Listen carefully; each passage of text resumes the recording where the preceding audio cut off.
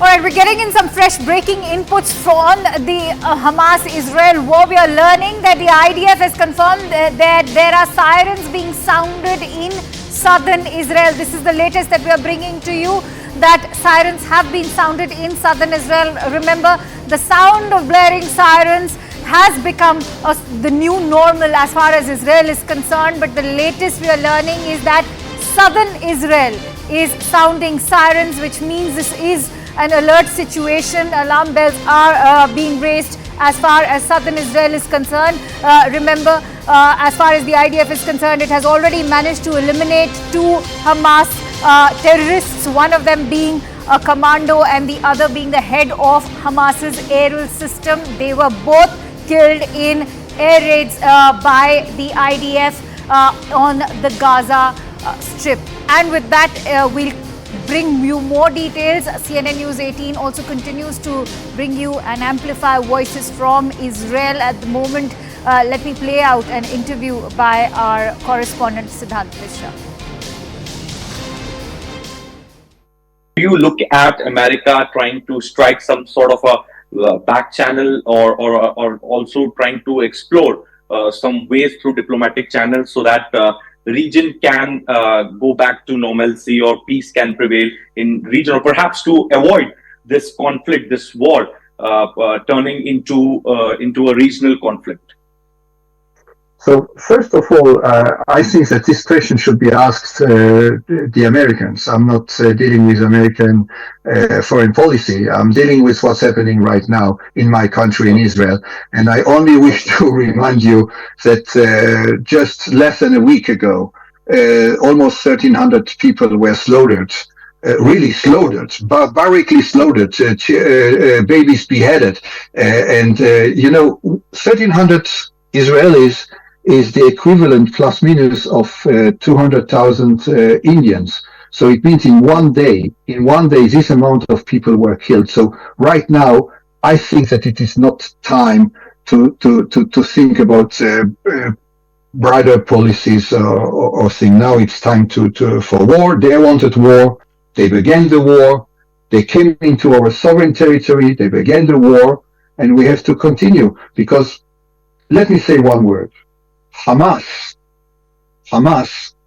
is ISIS, and everyone remembers ISIS.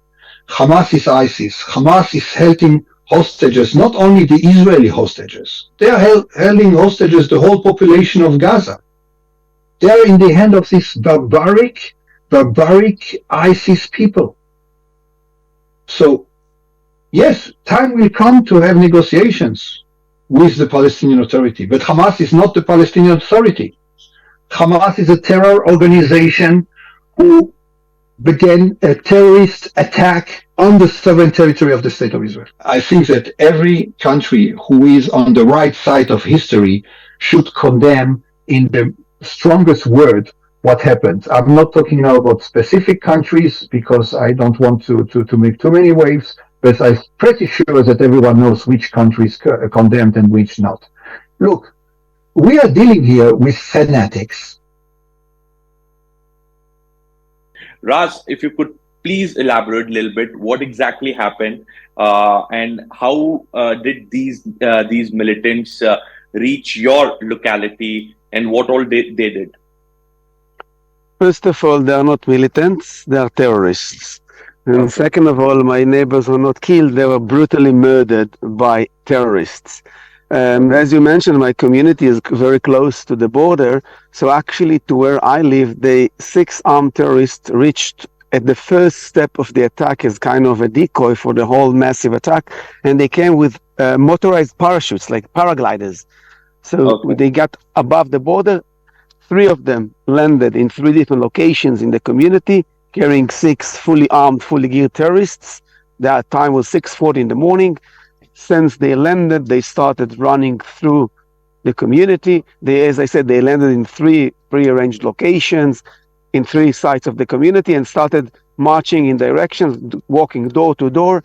Anybody who got in their face was murdered, and then they started entering house by house, slaughtering, butchering, murdering innocent individual. The youngest one was 17 and the oldest one was 85. in their houses, in their beds, in cruel act of barbarism that even after shooting, each one of the victims was shot in the head multiple times, up to a time it's very hard to even identify the bodies. And that took place all day long, starting Saturday 6:40 in the morning and all the way down to late afternoon until the army actually got there and got a hold of the situation. Have you ever experienced Hamas terrorists ever before, or perhaps have ever witnessed any sort of a minor terrorist strike or anything in your locality before? Not even in our wildest dreams we have imagined something like that. I'm part of the immediate response team of the community, and we trained in different scenarios. And our worst case scenario was maybe a couple of terrorists trying to jump the fence or entering via a tunnel.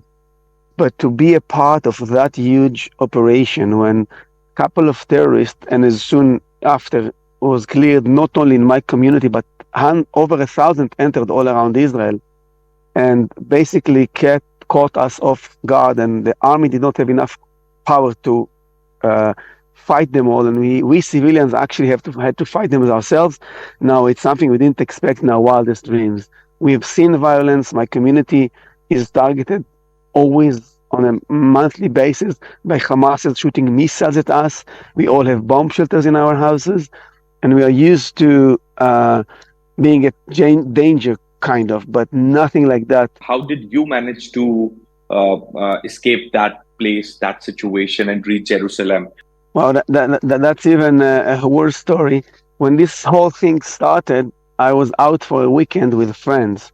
When the news started getting in, my son was alone in the house. So my son had to go through this whole 10 hours locked inside our bomb shelter in the house. He locked the whole house when he was hearing constant shelling of mortars and bombs shot by Hamas. And all of that time, I cannot come back home because everything was under fire. The first time I saw my son is at 4 o'clock in the afternoon, after 10 hours of him hiding for his life in the bomb shelter, without even having the option to go to the bathroom or anything. And as a parent, there's nothing worse you can do.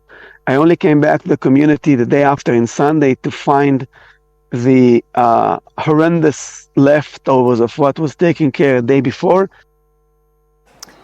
And CNN News 18 continues to bring you all the latest on the Israel-Hamas war. For now, it's time to cut to a quick break.